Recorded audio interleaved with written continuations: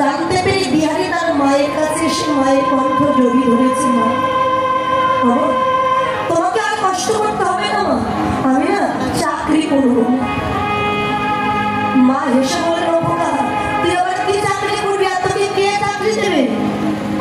মা, আমি তো ঘোষের ছেলে, আমি অন্য কিছু করতে পারি বা না পারি, আমি তো গরু চড়ানোর কাজ করতে পারি, তাই না লোকের বাড়িতে আমি গরু চড়ানোর কাজ করবো। আরে খোকা তা তো বুঝলাম, তাই এইটুকু বয়সে তোকে কে চাকরি দেবে, কে তোকে গরু চড়ানোর কাজ দেবে? মা, আজ আমার কাছে কাজ নাই তো কি হয়েছে, তুমি দেখো আমি একদিন ঠিক কাজের সন্ধ্যার বাহির করবো। কাজের সন্ধ্যায় রাস্তায় রাস্তায় লোকের বাড়িতে বাড়িতে ঘুরে বেড়া। আজকে যখন রাস্তা দিয়ে যাচ্ছে ছেলেটি, দেখতে পেয়েছে রাস্তার ধারে একটি বৃক্ষের নিচে বসে পাঠক মশাই ভগবান পাঠ করছে। আপনাদের মতো কত ভক্ত সেখানে গেছে, কেউ বসে শ্রবণ করছে, কেউ দাঁড়িয়ে শ্রবণ করছে। বিহারী চিন্তা করছে ওখানে কি হচ্ছে, যাইতে একটু শুনে আসে। দাঁড়িয়ে শ্রবণ করছে ভগবত পাঠ। পাঠক পাঠ করছিলেন আমার ভগবান শ্রীকৃষ্ণের গোষ্ঠ লীলার কথা। যারা ভক্তগণ আমার কৃষ্ণচন্দ্র গোষ্ঠী যখন যায়, 24 জন সখা নিয়ে 12 জন প্রধান আর 12 জন উপপ্রধান, 24 জন সখা আর 9 লক্ষ ধেনু নিয়ে কৃষ্ণ প্রত্যেক দিন বৃন্দাবনের মাঠে গরু চড়ান। এই যে কথাটা শ্রবণ করলেন বিহারী, বাবা কৃষ্ণ যে ভগবান আর সে যে লীলার কথা বলেছে বিহারী এটা জানে। বিহারী চিন্তা করছে আমারই মতো কোনো ছেলে হয়তো বৃন্দাবনে থাকে গরু চড়ায়, তার 24 জন সখা আসে, 9 লক্ষ তার ধেনুবৎস আছে, আমি যদি তার কাছে যাই তাহলে 24 জন আছে আর আমি গেলে 25 জন হয়ে যায়, তার তো অনেক ধেনুবৎস। আমি যদি গিয়ে বলি আমাকে 2-4টে দে না কেন, তাহলে আমিও গরু চড়াতে পারবো। তার বিলম্ব না করে ছুটতে ছুটতে মায়ের কাছে, মায়ের কণ্ঠ জড়িয়ে ধরেছে। মা, তোমাকে আর কষ্ট করতে হবে না মা, আমি চাকরি পেয়েছি। চাকরি পেয়েছিস? কোথায় চাকরি পেয়েছিস আর কি চাকরি পেয়েছিস তো? মা, আমি গরু চড়ানোর চাকরি পেয়েছি। তা তো বুঝলাম না, তোকে কে চাকরি দিল? মা, আমি না গরু চড়ানোর জন্য আমি বৃন্দাবনে যাব কৃষ্ণের বাড়িতে। কৃষ্ণের 24 জন সখা আর 9 লক্ষ ধেনু আছে, আমি গিয়ে বলবো কৃষ্ণ আমাকে 2-4টে দে, তাহলে আমি একটু গরু চড়াতে পারবো। মা তখন হেসে বলে, খোকা বৃন্দাবনে কৃষ্ণ আছে তোকে কে বললো? বিহারী তো জানে না কৃষ্ণ ভগবান, কিন্তু তার মা তো জানে যে কৃষ্ণ ভগবান। কেন? পাঠক মশাইকে বললো বৃন্দাবনে কৃষ্ণ আছে, তার 24 জন সখা আছে, 9 লক্ষ ধেনু আছে। আরে পাগল ছেলে, পাঠক তো বলেছেন লীলার কথা। কৃষ্ণ আগে লীলা করেছিলেন, কিন্তু এখন আর বৃন্দাবনে কেউ নাই। না আছে বৃন্দাবনে এখনো কৃষ্ণ আছে। বুঝতে পেরেছি মা, আমি তোমায় ছেড়ে চলে যাব, তাই তুমি আমার কাছে মিথ্যা কথা বলছো। তাই খোকা, আমি তোর মা, তুই আমার কথা বিশ্বাস করছিস না বাবা? মা, তুমি আমার মা, আমি তোমার কথা মিথ্যা বলতে পারবো না, কিন্তু আমি যার বদলে শ্রবণ করেছি যে বৃন্দাবনে কৃষ্ণ আছে, আমি তার কথাও যে মিথ্যে বলতে পারবো না। তবে শোনো মা, আমি চললাম ওই পাঠক মশাইয়ের কাছে, যার বদলে শ্রবণ করেছি বৃন্দাবনে কৃষ্ণ আছে। সেই পাঠক মশাই যদি বলে বৃন্দাবনে কৃষ্ণ নাই, আমি তোমার কোলের ছেড়ে তোমার কোলে ফিরে আসবো। আর যদি বলে বৃন্দাবনে কৃষ্ণ আছে, শোনো যাওয়ার আগে তোমার চরণে আমি একটা প্রণাম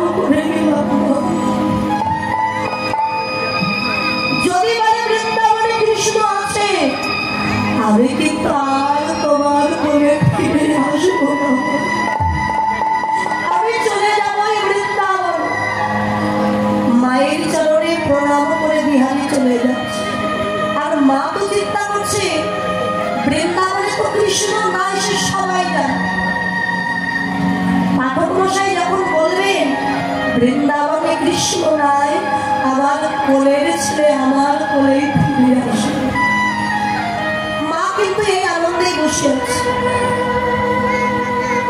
বিহারি ছুটতে ছুটতে গিয়ে ওই পাঠক মশাইয়ের কাছে গিয়ে ডাক দিতে, পাঠক মশাই, পাঠক মশাই, তুমি বলো না বৃন্দাবনে কৃষ্ণ আছে, আর 24 জন শাখা আছে, একবার বলো না। এই খোকা, কে তুই, কোথা থেকে আসছিস? আগে আমার নাম বিহারি না। জানো পাঠক মশাই, আমার বাবা সংসারে বড় অভাব। আমার মা সারাদিন লোকের বাড়িতে কাজ করে, তাই মায়ের দুঃখ কমানোর জন্য আমি এসেছি বৃন্দাবনে কৃষ্ণের বাড়িতে কাজ করার জন্য। আমি বৃন্দাবনে যাওয়ার জন্য এসেছি। তুমি বলো না বৃন্দাবনে কৃষ্ণ আছে? পাঠক মশাই অবাক হয়ে তাকিয়ে আছেন বিহারি। বিহারি, আমি এতদিন ভাগবত পাঠ করেছি, আমার ভাগবত পাঠ শ্রবণ করে কোন মানুষের চৈতন্য হয়নি, আর তুই আমার একটা কথা শুনে, একটা কথা বিশ্বাস করে এইটুকু বয়সে তুই ঘর ছেড়ে চলে এলে বৃন্দাবন কৃষ্ণের বাড়ি যাওয়ার জন্য। বলো না পাঠক মশাই, বৃন্দাবনে কৃষ্ণ আছে? পাঠক মশাই চিন্তা করলে বিহারি এইটুকু বয়সে বিশ্বাস আর ভরসা নিয়ে চলে এসেছে বৃন্দাবনে কৃষ্ণের বাড়ি যাওয়ার জন্য। এখন আমি যদি ওকে বলি বৃন্দাবনে কৃষ্ণ নাই, ও মনে বড় কষ্ট পায়। তাই ছেলেটিকে ডেকে বলে, বিহারি, অবশ্যই বাবা বৃন্দাবনে কৃষ্ণ আছে, বৃন্দাবনে আজও কৃষ্ণ আছে। যার দেখার মতো নয়ন হয়েছে সেই তো একমাত্র দেখতে পায়। বৃন্দাবনে তো যাবি বাবা, যাওয়ার আগে তোর আসল কাজটা আমি করে দিই, যে কাজ না করলে কখনো কৃষ্ণ দেখা হবে না। যা, গঙ্গা থেকে স্নান করে এসেছি। গুরুদেব দাদার সঙ্গে তিলক দিয়ে দিয়েছি। বিহারীকে দীক্ষা মন্ত্র দান করলে, দীক্ষা মন্ত্র দিয়ে বললেন, বিহারী, আমি তোকে দীক্ষা মন্ত্র দিয়ে দিয়েছি, দীক্ষা না হলে যে কখনো হাতের জল শুদ্ধ হয় না, কৃষ্ণ ভজনের পথে যাওয়া যায় না। তুই এবার বৃন্দাবনে যাবো, যাওয়ার আগে তোর কাছে একটা মিনতি কি জানিস? বিহারীকে বুকে জড়িয়ে ধরে গুরুদেব কাঁদছেন। বিহারী,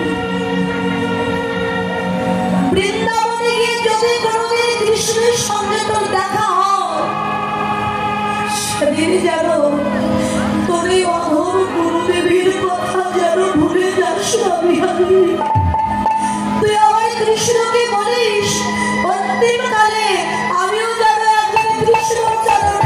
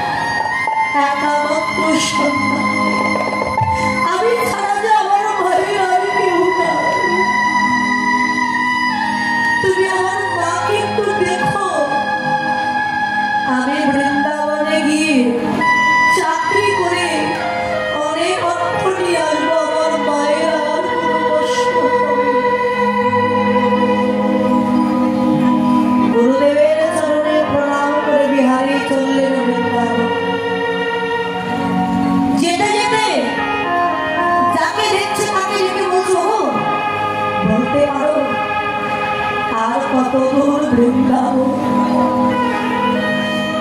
আর কত দূর গেলে আমি বৃন্দাবনে পৌঁছাতে পারবো। কেউ তাকে পথের সন্ধান বলে দেয়, আবার কেউ তাকে পাগল ভেবে দূর দূর করে দাঁড়িয়ে। এতদিন পরে শুধু বৃন্দাবনে কৃষ্ণ দেখতে, পাগল কোথায়, পাগল বলে দাঁড়িয়ে। যেতে যেতে অনেক দিন লেগে গেল, আর চলতে পারছে। জীর্ণ শীর্ণ শরীর, এক পা হাঁটতে যায় পড়ে যায়, আবার উঠে হাঁটতে যায়, আবার পড়ে যায়, চলার শক্তি আর নাই। রাস্তার ধারে একটি বৃক্ষের নিচে বসে দুটি বাহু টানন করে কেঁদে বলে, কৃষ্ণ একবার বলে দে, আর কত দূর গেলে আমি তোর কাছে যেতে পারবো কৃষ্ণ।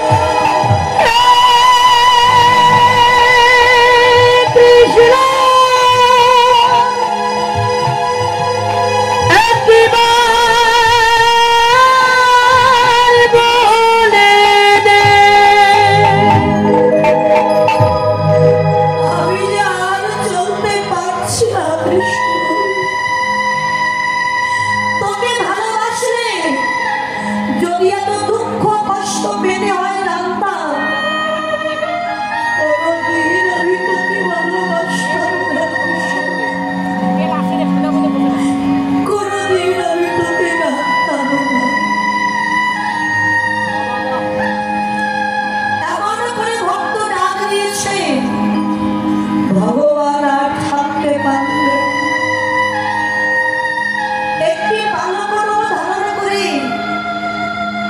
বিহারীর কাছে এসে বলে, কে রে তুই? অমন করে কাঁদছিস কেন? তোর নাম কি? আমার নাম বিহারী গো, বিহারী। এই তোর বাবার নাম কি? আমার বাবার নাম দ্বিজ ঘোষ, মায়ের নাম মায়াবতী। ভগবান বললে, ওরে তোর আর আমার নামের মধ্যে যে অনেক মিল আছে। তুই শুধু বিহারী আর আমি হলাম বাকি বিহারী। তোর বাবার নাম দ্বিজ ঘোষ আর আমার বাবার নাম নন্দ ঘোষ। তুইও যখন ঘোষের ছেলে, আমিও যখন ঘোষের ছেলে, আজ থেকে তুই আর আমি বন্ধু। আচ্ছা বলতো বন্ধু, তুই এখানে বসে বসে কাঁদছিস কেন? জানো বন্ধু, আমার না বাবা, সংসারে বড় অভাব।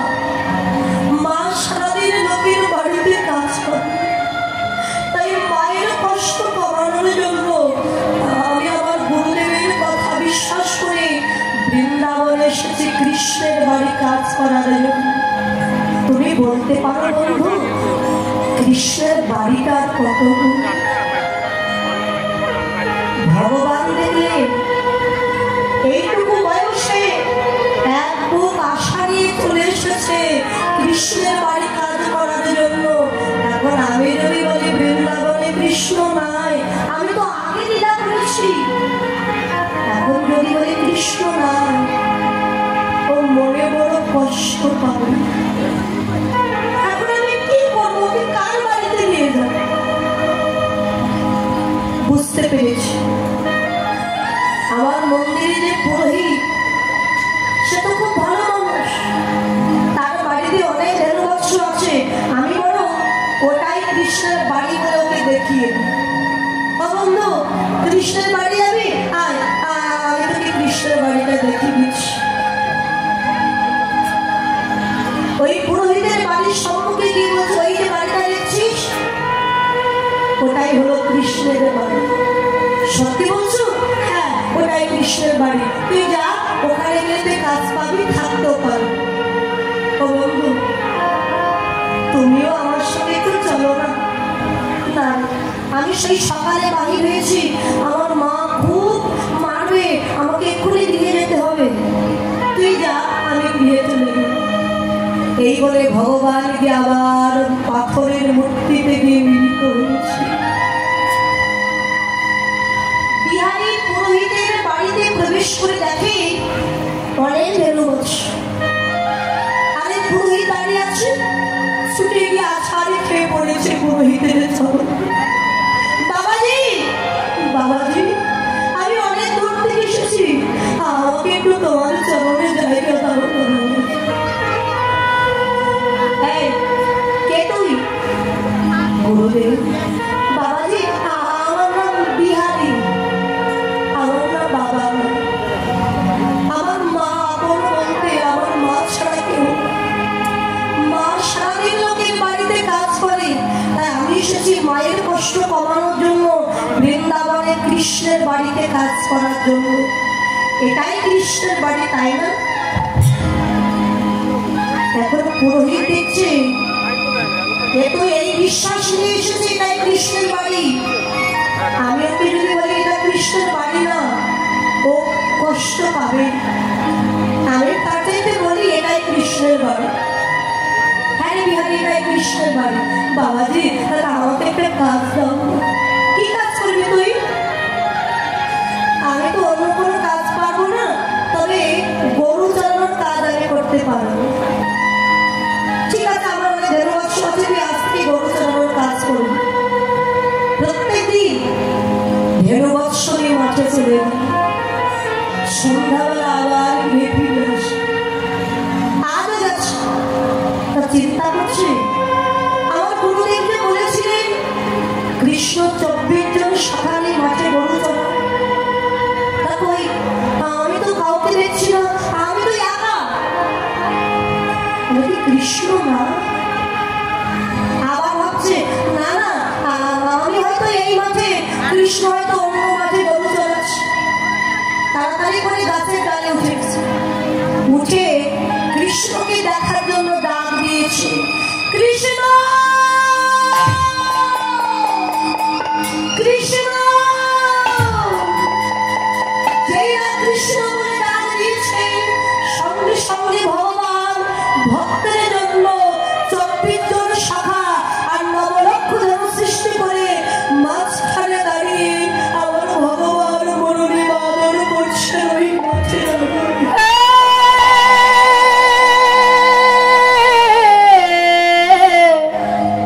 কৃষ্ণ, ওই তো কৃষ্ণ, ওই তো কৃষ্ণ। আর আমার দেরি হয়ে গেছে, আজ আমি আর কৃষ্ণের কাছে যাব না। আগামীকাল এসে আমি কৃষ্ণের কাছে ওই মাঠে গিয়ে গরু চড়াবো। আজও গৃহে ফিরে গেছে, পরদিন আবারও মাঠে এসেছে। আর আজকে হচ্ছে একাদশী দিন। বাবা প্রত্যেকদিন বিহারী মাঠে চলে যায়, আর মন্দিরের একজন প্রসাদ নিয়ে যায় মাঠে বিহারীর জন্য। যেহেতু একাদশীর আয়োজন করতে খুব দেরি হয়ে গেল, 4টা বেজে গেছে, কিন্তু এই বিহারীর জন্য কেউ খাবার নিয়ে গেল। মন্দিরে ভগবান দেখলেন আমার ভক্ত যে বড় কষ্ট পাচ্ছে না খেয়ে, আমার ভক্তের জন্য যে আমার কিছু করতে হবে। ওই পুরোহিতের একটি মাত্র পুত্র ছিল, যার নাম ছিল গোবিন্দ। মন্দিরের ভগবান ওই গোবিন্দের রূপ ধারণ করে হাতে করে প্রসাদে নিয়ে গামছায় বেঁধে চললে ওই মাঠে বিহারীর জন্য খাবার। বিহারী দাদা, বিহারী দাদা যাচ্ছে, যেতে যেতে পায়ে ধাক্কা লেগে মাটিতে পড়ে গেছে, মাঠের কাদা মেখে গেল ভগবানের সর্বঙ্গে, সর্ববস্ত্রে মেখে গেছে। বিহারী ছুটে এসে গোবিন্দকে ধরে বসিয়েছে। ভাই গোবিন্দ, কি রে তুই মাঠে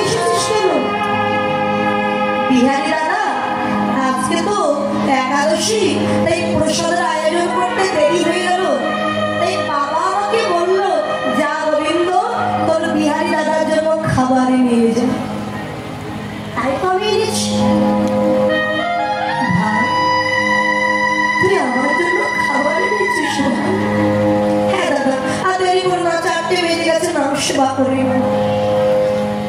যেই না প্রসাদ নিয়ে সেবা করতে যাবে ভগবান, বিহারী দেখছে ভাই গোবিন্দ বসে আছে, প্রসাদ নিজেরা সেবা করে গোবিন্দের বদলে দিয়ে বলছে রে ভাই আগে তুই সেবা কর। যেই না ভগবানের বদলে দিয়েছে আর ভগবান তখন প্রসাদে বিহারীর বদলে দিয়ে বলছে নাও দাও তুমি সেবা করে। ভক্ত দিচ্ছে ভগবানের বদলে আর ভগবান দিচ্ছে ভক্তের বদলে। ভক্তের এত প্রসাদ ভগবানের সেবা করছেন কেন না ভগবান বললেন আমি যখন সেবা করি সেটা শুধু প্রসাদ হয় আর আমার ভক্ত যখন সেবা করে সেটা মহা মহাপ্রসাদে পরিণত হয়ে যায়।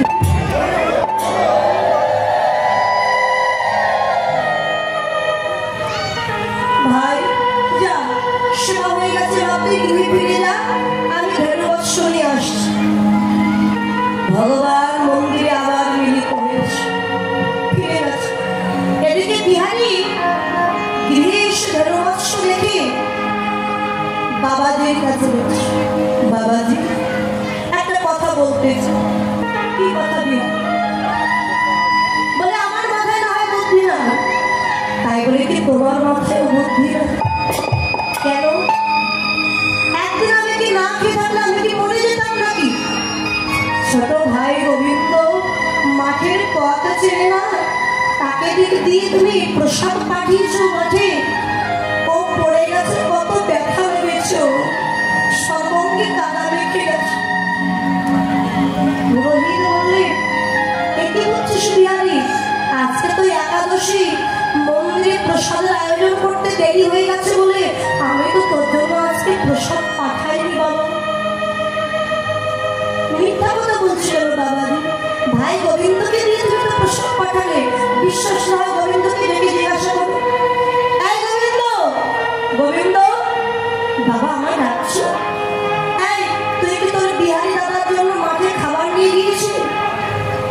না তো বাবা, আমি তো মাঠের পথে চিনি না, আমি খাবার নিয়ে যাবো কি করে? কে নিয়ে যাবে? বিহারী বলছি গোবিন্দ মিথ্যা কথা বলছিস কেন ভাই? তুই পড়ে গেলি, আমি তোকে ধরে ওঠালাম, তুই আমায় নিজের সেবা করিয়ে দিলি, আমি তোকে সেবা করিয়ে দিলাম। না দাদা বিশ্বাস করে আমি যাই।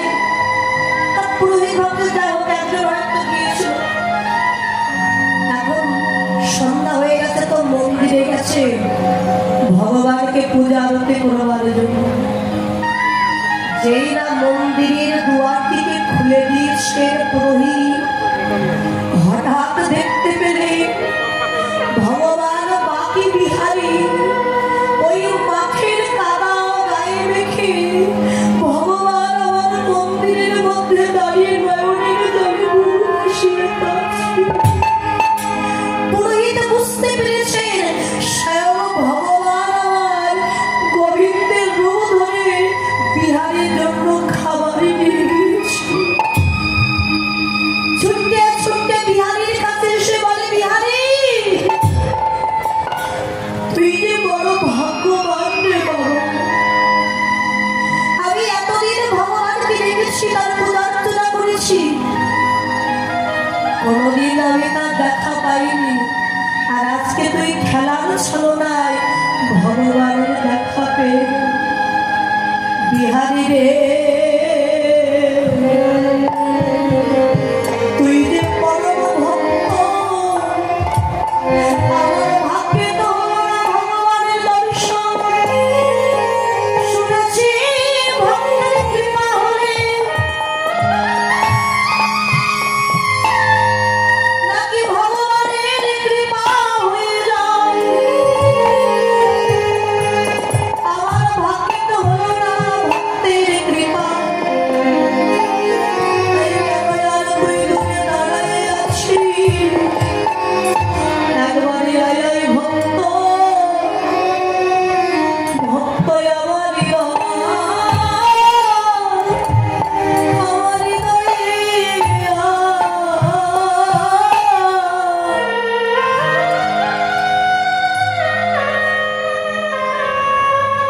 একবার আয়া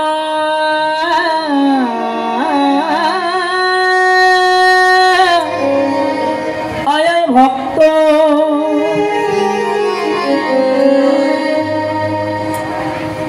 আমারই